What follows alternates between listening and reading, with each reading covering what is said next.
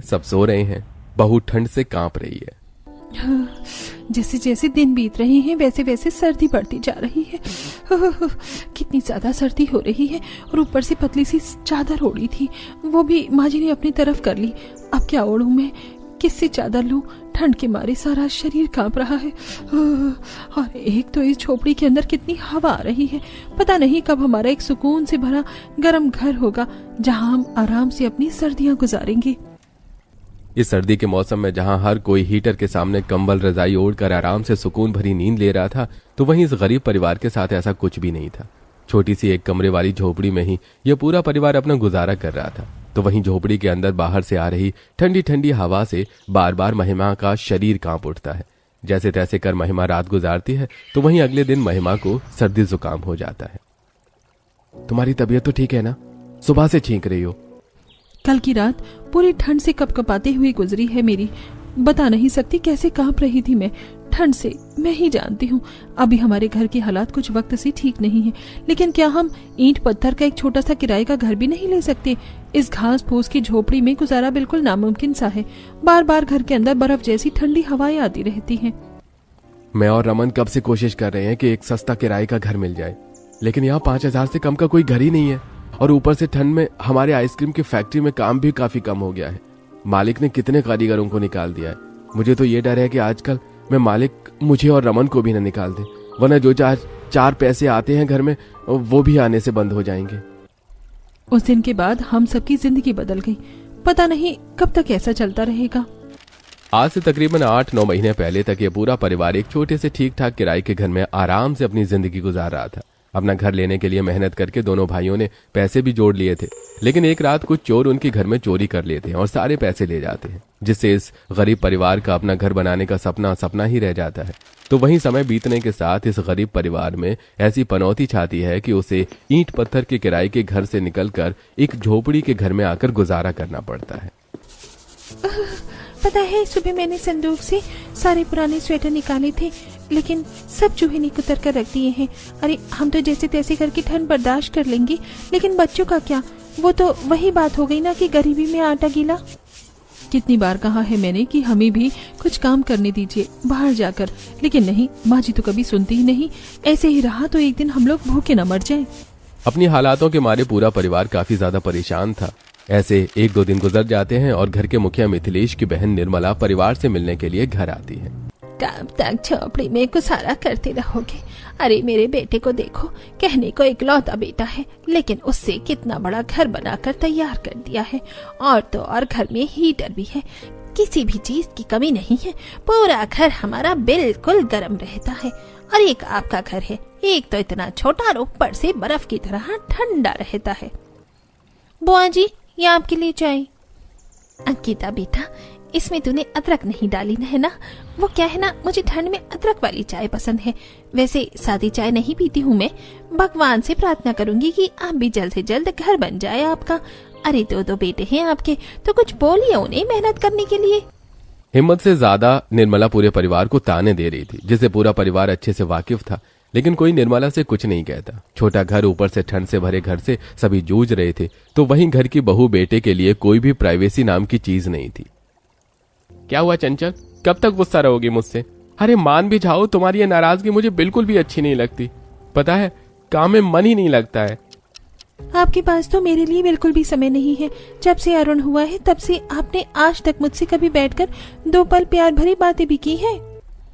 तुम तो जानती हो ना कि हम कैसे घर में रह रहे हैं। पिछले वाले घर में 2 कमरे थे, तो हमें एक दूसरे के साथ वक्त बिताने का मौका मिल जाता था, लेकिन यहाँ सब एक साथ इसी एक कमरे में रहते हैं। ठीक से बात हो जाए वही बड़ी बात है। आंचल का हाथ पकड़कर रमन उसे समझा रहा होता है कि तभी शारदा अचानक कमरे में आ जाती है और अपने बहू बेटे को इस तरह एक दूसरे का हाथ पकड़े देखकर, अरे माना अभी जवान हो, लेकिन थोड़ी अकल नाम की चीज है या नहीं? घर में जवान बहन है, बच्चे हैं, कम से कम उनकी तो शर्म कर लो। पता नहीं क्या होगा आजकल के बच्चों का। शारदा की ऐसी बातें सुनकर रमन और आंचल दोनों का मुंह बन जाता है। अब ऐसे ही कुछ दिन और गुजर जाते हैं। रात का वक्त था, बाहर काफी ठंडी हवाएं चल रही थी, तो वहीं झोपड़ी में कोने कोने से ठंडी हवाएं अंदर आ रही थी। दोनों बहुएं चूल्हे से गर्मा गर्म रोटियां निकाल सभी को परोस रही होती हैं। आज भी आपने रोटी और दाल बनाई है, ठंड का मौसम है, सबके घरों में साग पालक पनीर गाजर का हलवा कितना कुछ बन रहा है, लेकिन हमारे घर में तो हर रोज दाल रोटी बनती है। मुझे नहीं खानी है दाल रोटी, दाल में तो कोई स्वाद ही नहीं है, मुझे पालक पनीर खाना है। घर में राशन के लिए पैसे नहीं हो पा रहे हैं और तुम लोगों को खाने की फरमाइश शुरू हो गई। भगवान का शुक्र अदा करो कि तुम्हें इतना तो मिल ही रहा है। आज खा लो, कल हम कुछ न कुछ अच्छा बना देंगे तुम्हारे लिए। जल्दी से खाकर सो जाते हैं, वैसे भी आज ठंड काफी ज्यादा हो रही है। बच्चों के साथ साथ किसी भी बड़े का उस दाल रोटी को खाने का मन नहीं था, लेकिन अपने हालातों को देखते हुए बिना कोई शिकायत करे अब सब लोग दाल रोटी खा लेते हैं और फिर से पतली सी चादर में पूरा परिवार सो जाता है। लेकिन इस कड़ाके की सर्दी में उस घास फूस की बनी झोपड़ी में सोना काफी मुश्किल था। ऐसे ही अब कुछ दिन गुजर जाते हैं। धूप का नामो निशान नहीं है। कम से कम पहले थोड़ी बहुत ही सही, लेकिन धूप तो निकल रही थी। बिस्तर से बाहर निकलने का मन ही नहीं करता, लेकिन क्या ही फायदा, बाहर जितनी ठंड नहीं है उससे ठंडा तो हमारा घर ही है। बिल्कुल बर्फ की तरह 24 घंटे ठंडा रहता है। आंचल आंगन में कांपते हुए कपड़े और बर्तन धो रही होती है। तभी पड़ोस में रहने वाली सुमन इतराते हुए उनके पास आती है। इतनी ठंड में भी तुम्हें ठंडा पानी से काम करना पड़ रहा है।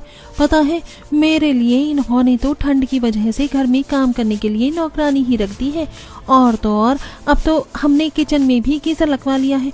और तुम्हें पता है, अब तो हम अपने 2 मंजिल वाले घर को 3 मंजिला घर बना रहे हैं। तुम्हारे घर में तो गिने चुनकर 4 ही लोग हैं ना, वो 3 मंजिला वाला घर बनाने की क्या ही जरूरत है। अरे जब हमारे पास पैसा है तो हम घर क्यों ना बनाए। वैसे भी हमने सोचा है जो हम 3रा मंजिला वाला घर बनाएंगे ना, उसमें 2-2 हीटर लगा कर रख देंगे। जब भी ठंड लगेगी तो उस कमरे में जाकर बैठ जाएंगे। वैसे तुम्हारी झोपड़ी में तो काफी ठंड रहती होगी ना, कभी हमारे घर आकर देखो कितना गर्म रहता है हमारा घर। सुमन की बात सुनकर आंचल और महिमा का मुंह बन जाता है, जिसके बाद सुमन जैसे ही वहां से जाती है। ज्यादा ही नहीं इतराती है ये। 25 गज का तो इसका घर है, लेकिन इतना ऐसे रही है जैसे 100 गज का मकान हो इसका। मुझे तो पूरा यकीन है कि इसका 3रा मंजिल भी ये कहीं ना कहीं से पैसे उधार लेकर बनवा रही है। वैसे भी इसके परिवार की आधी जिंदगी तो इसके उधार पर ही चल रही है। ऐसे कुछ दिन और गुजर जाते हैं। महिमा और शारदा पास के बाजार सब्जी लेने के लिए गई होती हैं। तभी उन्हें बाजार में एक रजाई वाला मिलता है, जो 500 रुपए में काफी अच्छी रजाई दे रहा होता है। हमारे पास अभी सिर्फ 50 रुपए हैं, आप इसे रख लीजिए और किश्त पर हमें रजाई दे दीजिए। हर हफ्ते हम आपको 50-50 करके सारे पैसे दे देंगे। अरे बहन जी, ये रजाई है, कोई फ्रिज कूलर थोड़े ना है जो आपको किश्त पर चाहिए। अरे जाइए यहाँ से, पता नहीं सुबह सुबह कैसे कैसे लोग आ जाते हैं। हमें इन्हें किश्त पर रजाई भी चाहिए। देखा माँ जी, पैसे ना होने की वजह से एक रजाई वाला भी हमारी कैसी बेइज्जती कर रहा है। अब तो रजाई को खरीदने के लिए भी हमें पैसे जोड़ने पड़ेंगे। पता नहीं कैसे दिन आ गए। एक तरफ जहां सभी घर के लोग ठंड से परेशान हो रहे थे, तो वहीं दूसरी तरफ अरुण अपने अमीर दोस्त नितिन के घर पर बैठा हुआ था, जहां आराम से कंबल में बैठकर गजक खाते हुए हीटर के सामने अपने हाथ ताप रहा होता है। नितिन, तेरे घर में तो बहुत गर्माहट है। पता है, मेरा घर तो बहुत ठंडा रहता है। मेरे घर में हर जगह बाबा ने हीटर लगा रखा है ना, इसलिए तुझे जब भी ठंड लगे ना तो मेरे घर आ जाना, सब ठीक हो जाएगा। ठीक है नितिन, तुम अपनी दोस्त को घर कब भेजोगे? शाम के 5 बज चुके हैं। मैं तो पढ़ाई नहीं करनी है क्या तुम्हें? चलो उठो और पढ़ाई करो, और तुम अब अपने घर जाओ। आंटी, मैं तो अपनी किताब साथ लेकर आ गया था। क्या मैं और नितिन यहीं पढ़ाई कर ले? आपका घर बहुत गर्म है ना, यहाँ ठंडी नहीं लगती। क्यों? ये घर तेरे माँ बाप ने बनाया है जो तू यहाँ बैठकर पढ़ाई करेगा? तुझे मैं घर में आने देती हूँ ना, वही बड़ी बात है। और नितिन, कितनी बार कहा है तुमसे कि ऐसे गरीब लड़कों को अपना दोस्त बनाने की कोई जरूरत नहीं है। पता नहीं अब क्या हाथ लगा कर ले जाएगा ये लोग। और तू उठ यहाँ से और जा, और कल से दिख मत जाइयो, बड़ा आया यहाँ पर पढ़ने वाला। नितिन की माँ आरती के मुंह से ऐसी बातें सुनकर अरुण की आंखों में आंसू आ जाते हैं। अब अरुण घर आकर काफी रोता है। वहीं इतने गरीब हालातों से गुजरने की वजह से घर में हर कोई हमेशा चिड़चिड़ा रहता। तो वहीं दोनों भाई जिस आइसक्रीम फैक्ट्री में काम करते थे, उसके हालात भी काफी ज्यादा बुरे चल रहे थे, जिसके चलते उन्हें कभी दिन के 50 तो कभी 100 रुपए मिलते। ये देखकर अब मिथिलेश एक रुई की फैक्ट्री में काम ढूंढ लेता है। अब आपकी उम्र हो गई है, इस उम्र में आप काम करते हुए अच्छे थोड़ी ना लगेंगे। हड्डियां जवाब देने लगी है आपकी। जानता हूँ शारदा, लेकिन घर के हालात से तुम अच्छी तरह वाकिफ हो।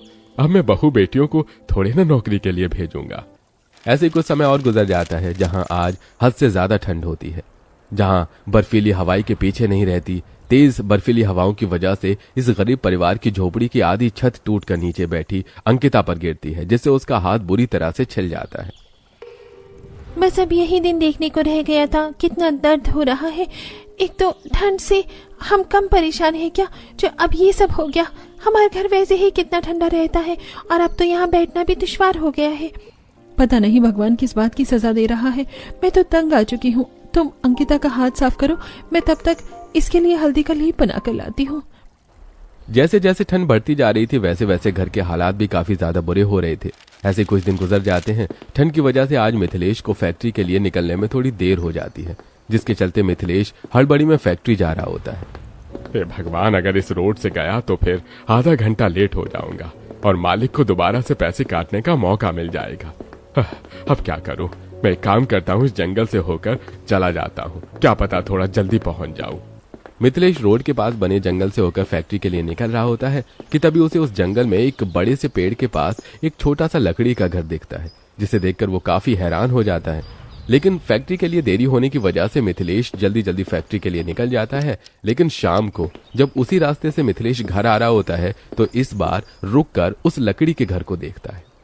अरे, लगता है ये लकड़ी का घर किसी ने बहुत सालों पहले बनाया था। हमारा तो कभी जंगल में आना जाना हुआ ही नहीं और कोई भी नहीं आता है, इसलिए किसी ने इसे देखा नहीं। इसकी हालत देखकर तो ऐसा लग रहा है कि सालों से कोई यहाँ पर रहा ही नहीं रहा होगा।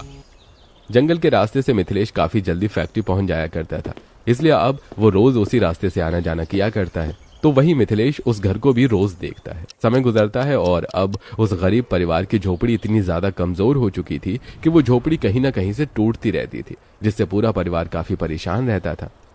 अब भगवान हमें ऐसे दिन दिखा रहा है। हे भगवान, हमने इतने भी बुरे कर्म नहीं किए थे जो हमें ये फल भुगतना पड़ रहा है।